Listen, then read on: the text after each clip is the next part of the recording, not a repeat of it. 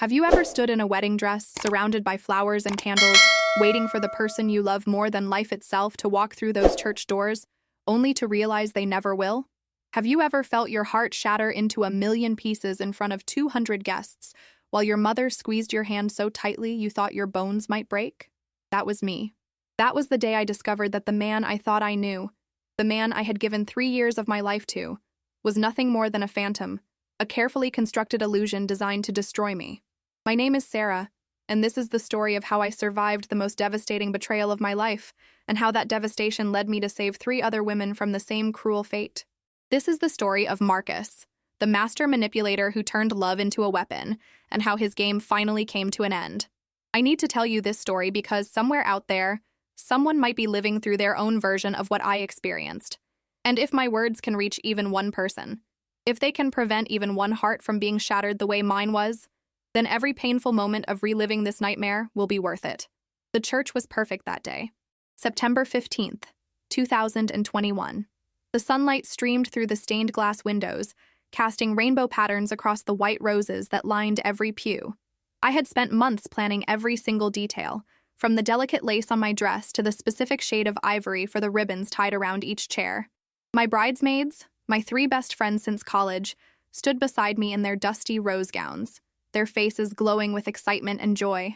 My father, who had worked double shifts for 6 months to help pay for this day, stood at my side in his freshly pressed tuxedo, tears already forming in the corners of his eyes. The string quartet played softly in the background, the same Pachelbel's canon that my parents had walked down the aisle to 30 years before. Everything was exactly as I had imagined it since I was a little girl playing bride with my grandmother's old curtains wrapped around my shoulders. The air smelled like roses and vanilla from the candles we had placed throughout the sanctuary. My hands trembled as I held my bouquet of white peonies and garden roses, the same flowers Marcus had brought me on our first date. I could hear the gentle murmur of guests settling into their seats, the rustle of programs, the occasional laugh as old friends reunited. My heart was racing with anticipation, with pure, unbridled joy.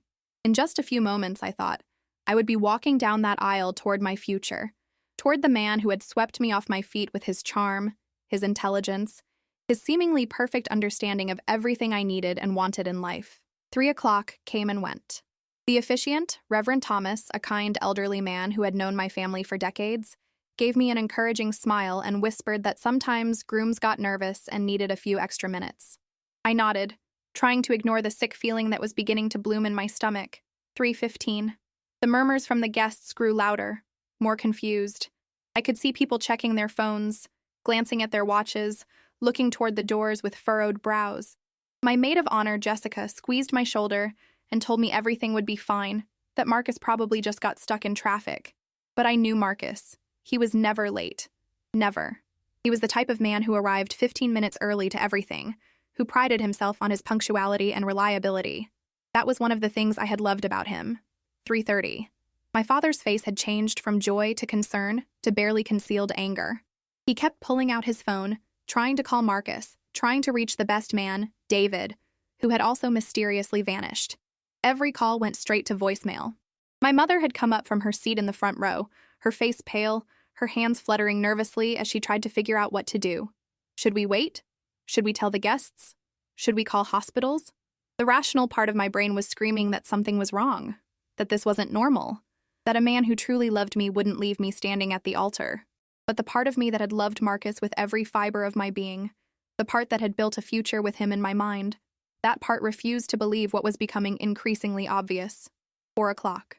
The tears started then.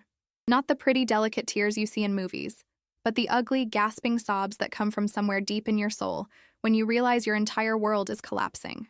Jessica led me to a small room behind the altar, away from the staring eyes and pitying whispers. My dress, which had felt like a fairy tale just an hour before, now felt like a costume, a cruel joke. The other bridesmaids followed, their faces shocked and helpless. What do you say to someone whose fiancé has abandoned them on their wedding day? What words could possibly make this situation better? They tried. They said all the right things. Maybe there was an emergency. Maybe his phone died. Maybe there was a terrible accident. But deep down, I think we all knew the truth. This wasn't an accident. This was deliberate. This was calculated. This was cruel.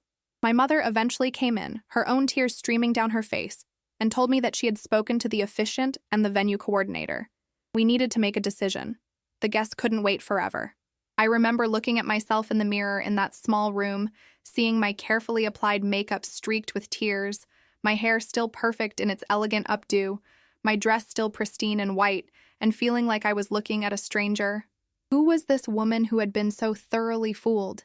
Who was this naive girl who had believed every word, every promise, every declaration of eternal love? I made the walk of shame. That's what I call it now. I walked out of that room and down the aisle, not toward a future with the man I loved, but toward 200 confused and pitying faces. My father held my arm, and I could feel him shaking with rage and grief. I stood at the front of the church and said the words that no bride should ever have to say. The wedding is canceled. Marcus isn't coming. I'm so sorry you came all this way. Thank you for your support. Please enjoy the reception dinner. We've already paid for everything. The words came out robotically, mechanically, as if someone else was speaking through my mouth. I watched as shock rippled through the crowd. Some women gasped. Some men shook their heads in disbelief. Some people immediately pulled out their phones, probably to text their friends about the drama they had just witnessed. I saw my grandmother in the third row, her hands clasped in prayer, tears running down her weathered face. I saw Marcus's own family members, his mother and sister, looking just as shocked and confused as everyone else. They hadn't known. Whatever Marcus had planned, he had kept even his own family in the dark. That should have been my first clue that this was something more than just cold feet or a change of heart. This was something darker, something more sinister. The reception that followed was surreal. Some guests left immediately, too uncomfortable to stay. Others, bless them, stayed and tried to turn it into some kind of support gathering.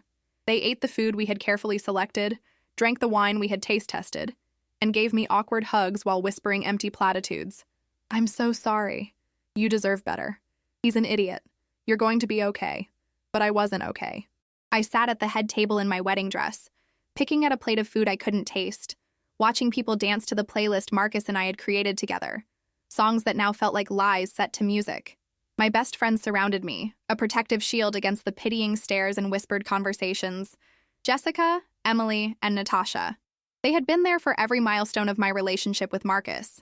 They had helped me celebrate when he proposed. They had thrown me the most amazing bridal shower. They had spent countless hours helping me plan this day. And now they were witnessing its spectacular implosion. I could see the anger in their eyes, the desire to find Marcus and make him pay for what he had done. But more than anger, I saw fear. If this could happen to me, if Marcus could fool me so completely, what did that say about their own relationships? Were their boyfriends and husbands who they seemed to be? How could anyone trust anyone after something like this? The next few days passed in a blur of humiliation and grief. The story spread like wildfire through social media. Friends of friends shared the news. People I hadn't spoken to in years messaged me with their shock and sympathy. Some offered theories. Maybe he had a secret family. Maybe he was gay and couldn't admit it. Maybe he had gambling debts or was running from the law. The speculation was endless and exhausting. I stayed in my childhood bedroom at my parents' house, unable to face the apartment Marcus and I had shared, unwilling to see the life we had built together. My mother brought me food I didn't eat. My father paced the hallway outside my room, his rage still burning hot days later. My phone buzzed constantly with messages, calls, emails. Everyone wanted to know if I was okay, if I had heard from Marcus, if I understood what had happened. But I had no answers. Marcus had vanished completely. His phone was disconnected. His social media accounts were deleted. His email bounced back. It was as if he had never existed at all. The apartment we shared was empty when my father and brother went to collect my things. Marcus had cleared out every trace of himself. His clothes, his books, his laptop, even the photos we had hung on the walls. Gone. All of it. He had taken the shared bank account we had set up for wedding expenses and drained it completely. $15,000 vanished. He had canceled the honeymoon tickets and apparently gotten a refund that he kept for himself. Every joint credit card was maxed out with charges I didn't recognize. He had systematically dismantled our life together and disappeared into thin air. I spent 2 weeks in that fog of grief and confusion before something shifted inside me. I was lying in bed staring at the ceiling when a thought occurred to me that changed everything.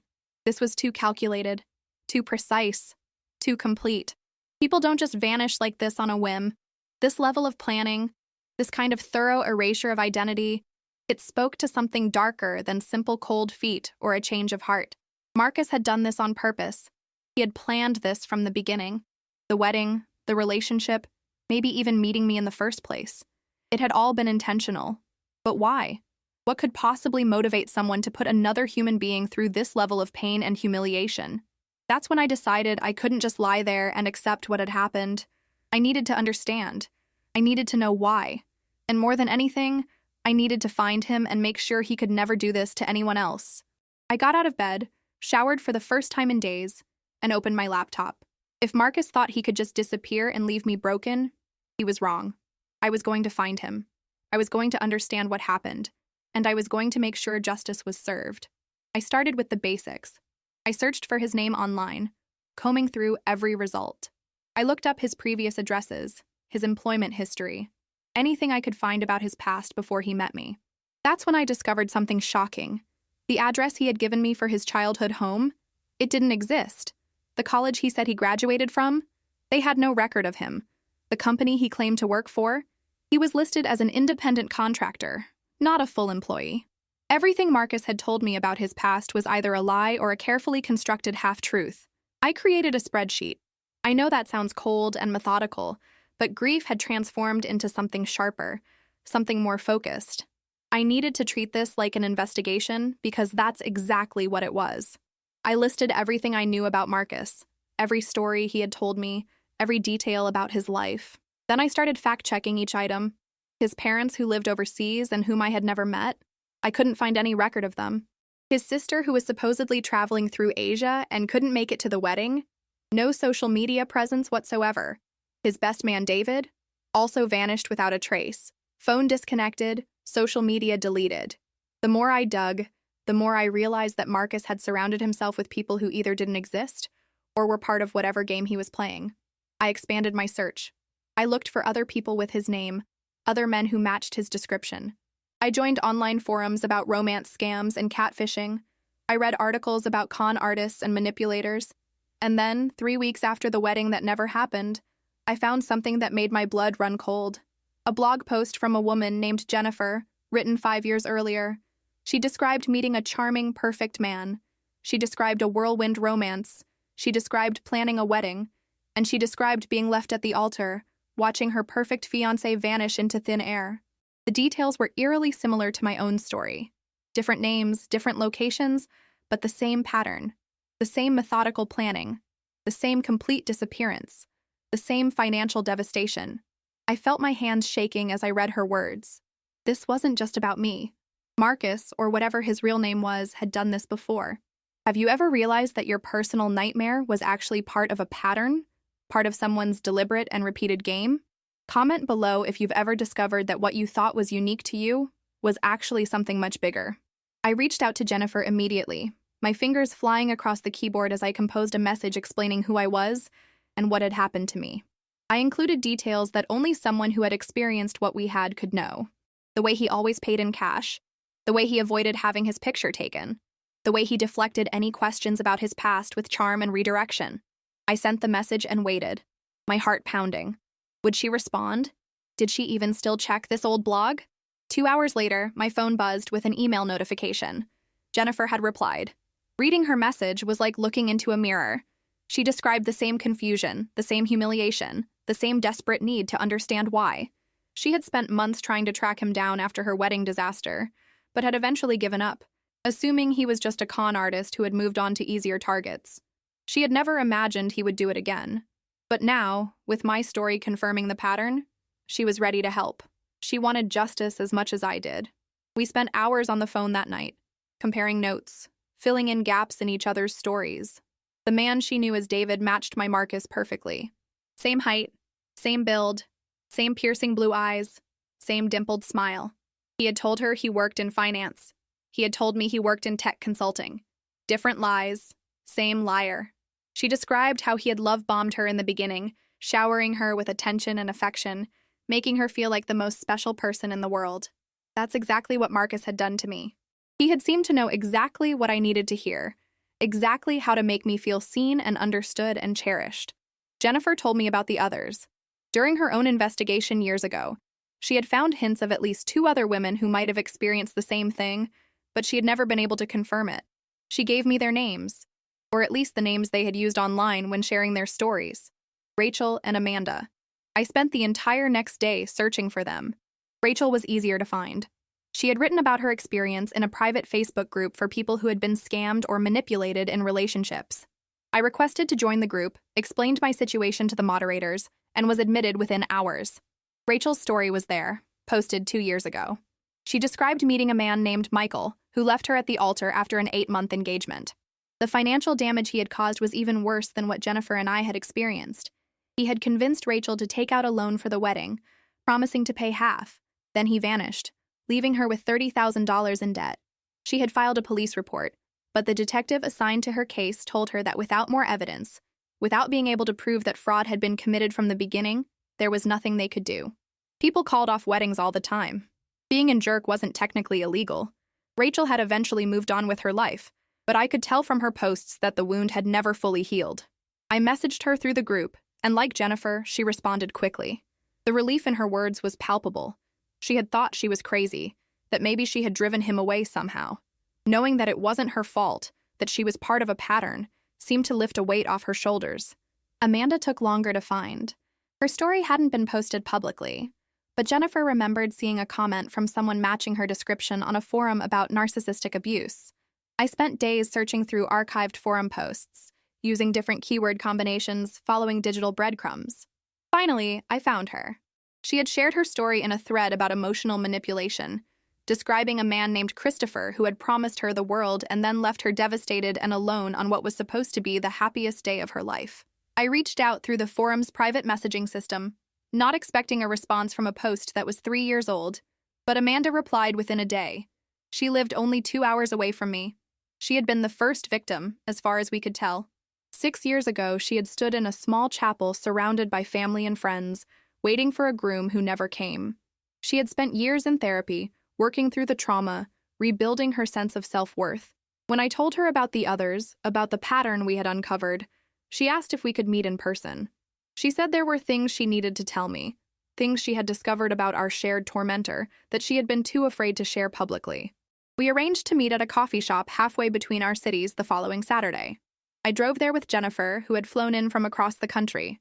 Rachel joined us via video call on my laptop, and Amanda walked in looking like a warrior who had been through battle and survived. What Amanda told us that day changed everything. She had hired a private investigator after her wedding disaster, spending money she didn't have because she needed answers. That investigator had traced our manipulator across multiple cities, multiple identities, multiple lives. His real name, as far as they could determine, was Marcus Anthony Rivera, though he had used at least 7 different variations of that name over the past decade. He had no criminal record because he had never technically broken the law. What he did existed in a gray area that the legal system wasn't equipped to handle. He would meet women, usually through dating apps or at professional networking events. He would target successful, independent women who had their lives together. He would sweep them off their feet with intense attention and seemingly perfect compatibility. He would propose quickly, usually within 6 months. He would help plan an elaborate wedding, encouraging his victim to spend money and take on debt. And then, on the wedding day, he would vanish, taking whatever financial resources he could access and leaving behind nothing but devastation. The private investigator estimated that he had done this at least 8 times over the past 12 years. We were just 4 of his many victims.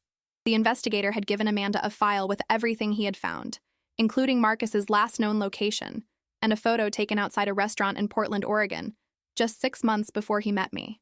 Amanda pulled out a folder and spread the contents across the coffee shop table. Photos, documents, printed social media profiles, financial records. It was like looking at a map of destruction, each document representing another life damaged, another woman left broken. But it wasn't just about the money or even the emotional devastation, Amanda explained. The private investigator believed that Marcus got off on the power. This was a game to him. He would insert himself into a woman's life, make himself indispensable, and then pull the rug out at the moment of maximum vulnerability. The wedding day was the ultimate power move. It was public, humiliating, and devastating.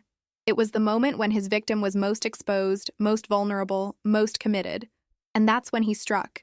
The investigator's report included psychological analysis, suggesting that Marcus likely had antisocial personality disorder, possibly mixed with narcissistic traits. He lacked empathy. He viewed people as objects to be used for his own entertainment. The financial gain was almost secondary to the thrill of manipulation and control. Reading this, I felt a strange mix of validation and horror. Validation because it wasn't my fault. I hadn't done anything wrong. I hadn't missed obvious signs or made terrible choices. Marcus was a predator who had honed his skills over years of practice. But horror because it meant there would be more victims. If we didn't stop him, if we didn't find a way to expose him and get justice, he would keep doing this. He would keep destroying lives. And that was something I couldn't accept. The four of us sat in that coffee shop for hours, sharing our stories in detail, finding comfort in our shared experience, and gradually building a plan. We couldn't just go to the police. Amanda had tried that, and it had gone nowhere. We couldn't just warn people on social media because he changed his name and appearance frequently enough that a general warning would be useless. We needed to find him first. We needed to catch him in the act, or catch him planning his next move. And then we needed to gather enough evidence that the police would have no choice but to take action. Amanda still had the contact information for her private investigator. He had retired, but he agreed to help us pro bono after hearing that there were more victims. He said this case had haunted him, that he had always regretted not being able to do more. He started by tracking Marcus's digital footprint from where he had left off years ago. Meanwhile, the four of us became a team. We created a private chat group where we shared information constantly. Jennifer used her skills as a marketing professional to help us craft social media posts that might catch Marcus's attention. Rachel, who worked in finance, helped us understand the money trail. Amanda provided the historical context and emotional support. And I became the coordinator, the one who kept everyone focused and moving forward. We spent months on this. Months of obsessive research, of following false leads, of disappointment and frustration. There were times when I wanted to give up, when the weight of it all felt too heavy. But then I would remember standing in that church in my wedding dress, or I would read a message from Jennifer or Rachel or Amanda, and I would find the strength to keep going. And then, 7 months after my non-wedding, we got the break we needed. The private investigator called me at 2 a.m. He had found Marcus. Or rather, he had found someone matching Marcus's description using the name Christopher David Hall, and he was engaged to a woman named Emily in Austin, Texas. The wedding was scheduled for 3 weeks from that day. We had 3 weeks to save Emily, 3 weeks to gather evidence, 3 weeks to figure out how to expose Marcus without tipping him off. The private investigator flew to Austin immediately and began surveillance. He sent us photos, and there was no doubt. That was Marcus. Same face, same mannerisms, same confident stride. He had changed his hairstyle and grown a beard, but it was definitely him. We faced an ethical dilemma. Should we contact Emily directly? If we did, Marcus might vanish again, and we would lose our chance at justice. But if we didn't, Emily would experience the same trauma we had all endured. After much debate, we decided on a middle path. We would gather evidence first, build an airtight case, and contact Emily just days before the wedding with everything we had discovered. That way, she could make an informed decision, but Marcus wouldn't have time to disappear before we could alert the authorities. The next 3 weeks were intense. The private investigator documented everything. Marcus's routine, his workplace, his interactions with Emily. He discovered that Marcus had rented an apartment under his fake name but hadn't signed a long-term lease.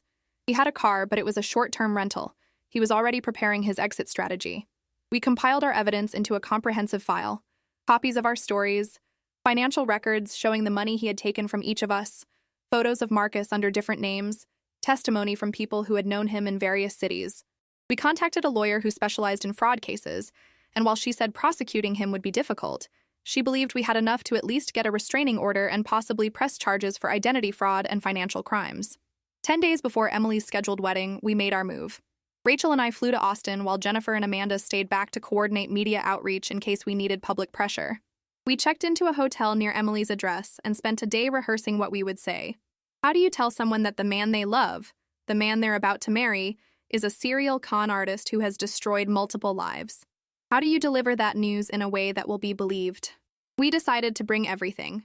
Every document, every photo, every piece of evidence. We couldn't rely on just our words. We needed to show her the undeniable truth. The next morning, we waited outside Emily's workplace. The private investigator had confirmed she worked as a graphic designer at a small firm downtown. When she came out for lunch, we approached her. I'll never forget the look on her face when Rachel and I introduced ourselves and told her we needed to talk to her about her fiancé, Christopher. Confusion first, then annoyance. She thought we were crazy, or that we were some kind of scammers ourselves. But we asked her to give us just 30 minutes. Just let us show you what we've found, and then you can decide what to do. If you think we're lying, you can walk away, and we'll never bother you again. Something in our faces must have convinced her because she agreed. We went to a quiet park nearby and spread out our evidence on a picnic table. As Emily looked through the photos, the documents, the stories written by Amanda and Jennifer, I watched the color drain from her face. She kept shaking her head, saying it couldn't be true, that Christopher loved her, that they were building a life together.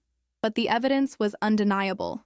The photo of Marcus from 5 years ago looked exactly like her Christopher now. The patterns in our stories matched her own relationship too perfectly to be coincidence. The love bombing, the quick engagement, the elaborate wedding plans, the way he avoided deep questions about his past. It was all there. Emily broke down crying right there in the park. She told us things that confirmed our worst fears. Christopher had convinced her to take out a loan for the wedding. He had access to her bank accounts. He had already started withdrawing money in small amounts that she had noticed but explained away. She was weeks away from the same devastation we had all experienced. But now she knew. Now she could stop it. We spent hours with Emily that day, answering her questions, showing her more evidence, helping her process the reality that her entire relationship had been a lie. She was angry, devastated, betrayed. All the emotions we had felt, she was feeling now. But there was one crucial difference. She had the chance to stop him before he could complete his game. We helped Emily devise a plan. She would pretend everything was normal. She would continue with the wedding preparations. She wouldn't confront Christopher or give any indication that she knew the truth. Meanwhile, we would work with the police to set up a sting operation. With Emily as a willing participant and 4 previous victims providing testimony, we finally had enough for the authorities to take action. The next week was excruciating. Emily had to continue her normal routine, see Christopher every day, smile and laugh and pretend to be excited about their upcoming wedding, all while knowing he was planning to destroy her. She messaged us constantly, needing reassurance, needing to vent, needing support. We gave it to her, all of us. Jennifer, Rachel, Amanda, and I became her lifeline. The police took our case seriously once they understood the scope of Marcus's operation. A detective named Sarah Collins was assigned to lead the investigation. She was thorough, compassionate, and determined. She interviewed each of us in detail, gathered all our evidence, and worked with the district attorney's office to determine what charges could be filed. They decided to wait until the day before the wedding to arrest Marcus. They wanted to catch him in the act of planning his escape, to gather evidence of his intent to defraud Emily. The detective set up surveillance on Marcus's apartment and discovered that he had already booked a one-way flight to Seattle scheduled for the day after the wedding. He had a storage unit filled with items he had taken from previous victims. He had multiple fake IDs in various names. The case was building piece by piece into something that might actually result in real justice. 2 days before the wedding, everything came together. Detective Collins obtained a warrant for Marcus's arrest on charges of identity fraud, theft by deception, and conspiracy to commit fraud. They decided to arrest him at his apartment early in the morning to avoid a scene and to catch him when he was most vulnerable. Emily, the 4 of us victims, and Detective Collins gathered at the police station at dawn on that day, 2 days before what would have been Emily's wedding. The arrest team went to Marcus's apartment, and we waited, our hearts pounding. I held Jennifer's hand on one side and Rachel's on the other. Amanda sat next to Emily, her arm around the younger woman's shoulders. We had come so far. We had worked so hard. And now, finally, Marcus would face consequences for his actions. The call came through. Marcus was in custody. Detective Collins smiled at us and said we had done it. We had stopped him. Emily burst into tears, relief and grief mixing together. The rest of us just sat there in shock. It was over. He was caught. He couldn't hurt anyone else. Later that day, we were allowed to observe Marcus's interrogation through a one-way mirror. Seeing him in handcuffs, sitting in that sterile interrogation room, was surreal. He looked smaller somehow, less powerful. Without his charm and manipulation, without his carefully constructed persona, he was just a sad, pathetic man who had built his entire life around hurting others. When confronted with the evidence, when presented with testimony from 5 victims and concrete proof of his crimes, Marcus did something that surprised us all. He confessed. Not out of remorse, the detective later told us, but because he seemed almost proud of what he had accomplished. He talked about his victims like they were trophies, like the pain he had caused was some kind of achievement. The psychologist who evaluated him confirmed that he showed clear signs of antisocial personality disorder and narcissistic personality disorder. He genuinely did not understand why what he had done was wrong beyond the fact that it was illegal. Marcus was charged with multiple counts of fraud, identity theft, and theft by deception. The district attorney's office worked with prosecutors in other states where Jennifer, Rachel, and Amanda lived to build cases there as well. It took another 6 months for everything to work through the legal system, but eventually Marcus was sentenced to 8 years in prison followed by 5 years of probation. It wasn't enough, not really. No amount of prison time could give us back the years of therapy we would all need, the trust issues we would carry, the trauma of being so thoroughly betrayed, but it was something. It was justice of a sort. And more importantly, we had stopped him. We had prevented him from hurting anyone else. Emily canceled her wedding, of course, but instead of a day of devastation, it became something else. She invited all of us, the 4 women who had saved her, to what would have been her wedding day. Instead of a marriage ceremony, we held a celebration of survival. We honored our pain, acknowledged our trauma, and celebrated our strength. Emily's family was there, grateful beyond words that she had been spared the fate we had experienced. We laughed and cried and told our stories. We took photos together. 5 women who had been strangers brought together by the worst experience of our lives. We made a pact that day. We would use our experience to help others. We would share our stories to warn people about predators like Marcus. We would support each other through the healing process. And we would never let shame or embarrassment silence us. That was 3 years ago. Today, the 5 of us run a support network for people who have experienced romance scams and manipulation. We have a website, a podcast, and a social media presence where we share resources and warning signs. We've helped dozens of people identify manipulative patterns in their relationships. We've helped others report fraud and navigate the legal system. We've created something positive out of our shared trauma. I still have hard days. Days when I remember standing in that church waiting for a man who was never going to come. Days when I question my judgment or wonder if I'll ever be able to trust someone again. But I also have days where I receive messages from people we've helped, people who got out of dangerous relationships because of our work, people who found the courage to report fraud because we showed them it was possible. Those messages make everything worthwhile. Looking back, I can see now that what Marcus did to me, as devastating as it was, became the catalyst for something important. I found strength I didn't know I had. I found friendship with Jennifer, Rachel, Amanda, and Emily that is deeper than any I've ever known. We're bonded by our trauma, yes, but also by our resilience and our determination to turn pain into purpose. If you're watching this, if you're hearing my story, I want you to understand something crucial. If you've been manipulated, betrayed, or abused, it is not your fault. Predators like Marcus are skilled at what they do. They study their victims. They know exactly what to say and do to make you trust them. Being fooled by someone like that doesn't mean you're stupid or weak. It means you're human. It means you have the capacity to love and trust. And that's not a flaw. That's a strength. But I also want you to understand that you have more power than you think. When I was standing in that church in my wedding dress, destroyed and humiliated, I felt completely helpless. But I wasn't. None of us were. We had the power to investigate, to connect with each other, to gather evidence, to demand justice. We had the power to transform our pain into action. And you have that power too. If you're in a relationship that doesn't feel right, if your partner exhibits red flags like avoiding questions about their past, isolating you from friends and family, rushing the relationship, or exhibiting financial irregularities, trust your instincts. Do your research. Verify information. Protect yourself financially. And if you've already been hurt, know that it's not too late to seek justice or at least closure. Connect with others who have been through similar experiences.